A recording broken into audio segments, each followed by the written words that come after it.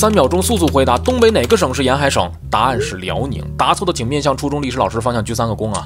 但是如果将问题放回到1860年以前，答案是2个，吉林和辽宁。但如今吉林的海岸到哪儿去了呢？1858年与1860年，清王朝与沙俄分别签订了《瑷珲条约》与《北京条约》，各让了100多万平方公里的土地。要知道，现在中国也就960万平方公里啊！吉林的沿海部分就包括在《北京条约》割让的土地中。现在你在吉林的这个地方仍然能够看到海，只不过需要在天气很好的时候极目远眺。吉林是中国离海最近的内陆省。我们正在环中国自驾，离开了五光十色的延吉，来到了下一站珲春。这里是中国俄罗斯与朝鲜的交接处，其中有一个非常著名的景区——房川一眼望三国景区。顾名思义，站在这儿你能够同时看到3个国家的景象。房川不愧为边境区啊！人刚到，手机就先给我自动调成俄罗斯时间了。我们到了这边后，手机定位会随机变成俄罗斯，或者是中国，或者是朝鲜。比如说，我现在的定位应该是在俄罗斯，我的时间也调成了5点06，但是马里奥这边的时间是中国时间下午3点06。对了，来到这边一定要带好身份证，为什么我们一会儿再说。景区中有一座高塔叫龙虎阁，视野奇佳，3国交界之处一览无余，尽收眼底。周围布置了一些打卡点啊，可以拍拍照啥的，但是如果只是看看风景，这儿就真没必要专程来了。在龙虎阁上你可以看到不少细节，一些残酷的细节。到了龙虎阁的顶上，就能非常清晰地看到这个一眼望三国的格局。在左手边是俄罗斯，它临近日本海的部分是一片平坦的滩地，然后在右边呢是朝鲜，朝鲜还有一些低矮的丘陵和一些植被。这条江是图们江，在前面的那条铁道桥呢，就是俄罗斯和朝鲜的唯一的陆上通道。下面的这一片植被非常茂密的区域就是中国，所以这里就是中国、俄罗斯、朝鲜，一眼望三国。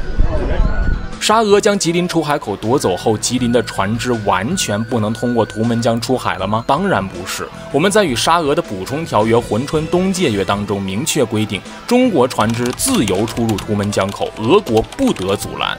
90年代苏联也与中国重新确定了这一事实，但各位请看细节，你有没有发现这座横亘在图们江入海口的大桥，它有点太低了？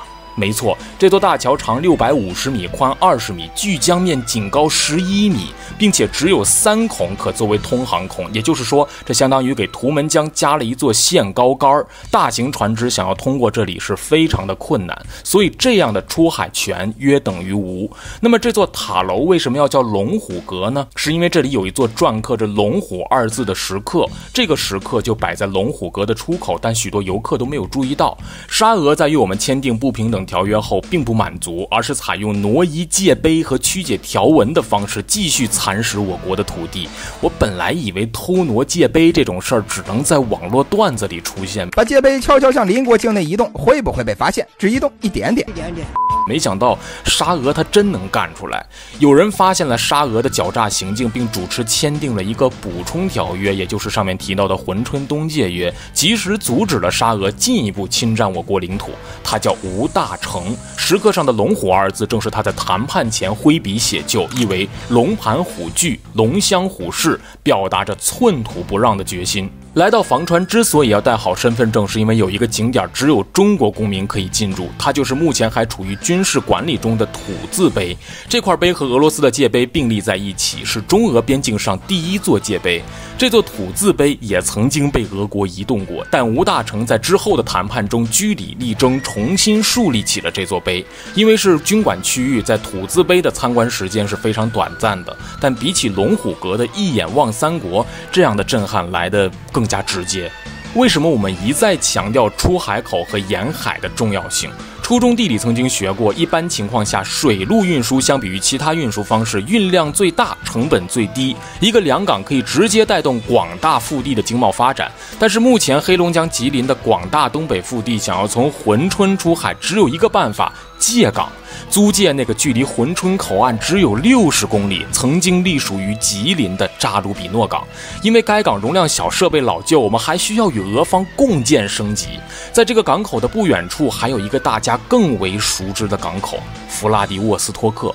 曾经叫海参崴。今年5月份，网上流传着一个振聋发聩的消息，海参崴成吉林新的内贸中转口岸。这本身是个好消息啊，但遗憾的是，这个消息被不少自媒体曲解了。今天搜索这条消息时，你依然能够看到类似于收回海参崴这样的标题，甚至还有一些朋友已经畅想在海参崴驻军的事儿了。内贸中转指的是国内运输中转，吉林的货物通过海参崴发出后，直接点对点运输到上海、宁波等港口，缩短的是国内陆路的运输距离。中国在海参崴的权益没有任何实质性的扩大，内贸港口也无法将航线覆盖到日韩等日本海的沿岸国家。而且在2007年，黑龙江已经开始将海参崴列为内贸中转口岸了，这一次不过是将范围扩大到了吉林。海参崴目前还是那个弗拉迪沃斯托克。我当然不想打击所有人的热情和对胜利的渴望，但我们需要认清现实，不能让这种渴望幻化成一种虚妄。这虚妄是我们取得真正胜利的最大障碍。我们铭记历史的根本不是为了铭记仇恨，将自己封闭在情绪至上的昏暗房间，让它扰乱我们的心智，蒙蔽我们的双眼，而是要以史为鉴，知晓兴替，并且借由它来博取未来。同样是在今年，自然资源部最新的一版公开地图内容规范中明确，俄罗斯的8个地名应当加括注，以中文曾用名表示，其中就包括了海参崴。这当然不是一种宣战式的表态，而是为了让所有人记住，也让他们知道我们不会忘记。来珲春吧，站在龙虎阁上，感受迎面拂来的海风，看着跳跃在三国间的海鸥，去冷静地想想，我们未来到底该走一条什么样的路。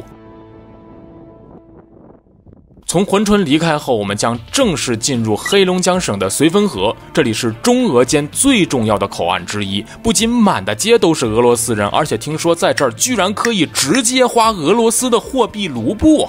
我们兑换了一些，看看在中国国内直接使用外币是什么样的体验。花出去了2550，还剩1000多少钱？1000整，我们现在还剩1000元卢布。环形中国的旅程还在继续，关注我们，一起出发吧。